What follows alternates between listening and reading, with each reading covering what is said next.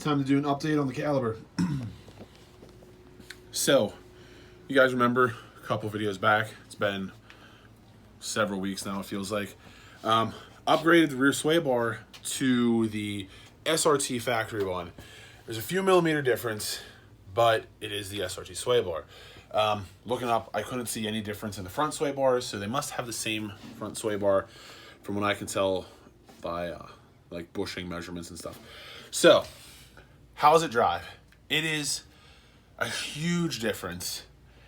It drives perfectly normal when you're driving normal, but when you get on it now and get into turns, it's a lot more confidence there, I guess you'd say. It's reduced the understeer a lot. There's no risky driving issues like a while back the Stratus had stock suspension, had like the bracing and stuff, and I put on a big beefy Adco rear sway bar. Well, that's something you shouldn't do until you have springs, at least lowering springs, because what had happened was the car would get violently lift off oversteer. It almost caused me to be in 2 accidents. It happened a few times when I started autocrossing. Then even with the E-box springs, it still would happen when I would autocross and get heavy into, you know, driving it. It would still want to lift off oversteer. Now it is very hard to do that with the coilovers because they're stiffer, so that body roll is minimized so that it doesn't want to snap. It's more balanced. But that's how the caliber feels now with the SRT rear sway bar.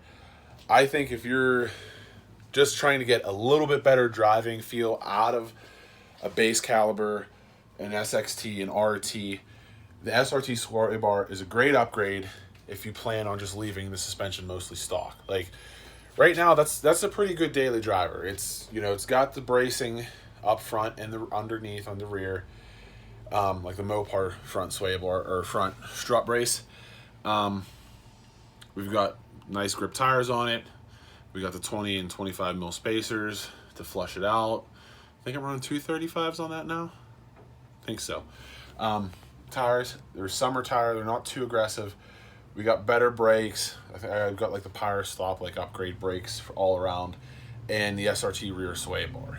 So now, you know, driving over bumps and stuff, suspension's still nice, daily driver, but you want to hit a road on the way home, you're not going to get the understeer that you did before. It is a huge improvement. Like I said, I don't recommend going to a full like 19, 20, 21 mil sway bar unless you're doing springs or coils. So that's just the update. It drives a ton better. I'm working on some other stuff, some fun stuff for the Stratus and some repair on the caliber. Those will be separate videos, but I just wanted to give an update on the sway bar in this like a little bit of downtime after the 4th of July. So like and subscribe. Till next time.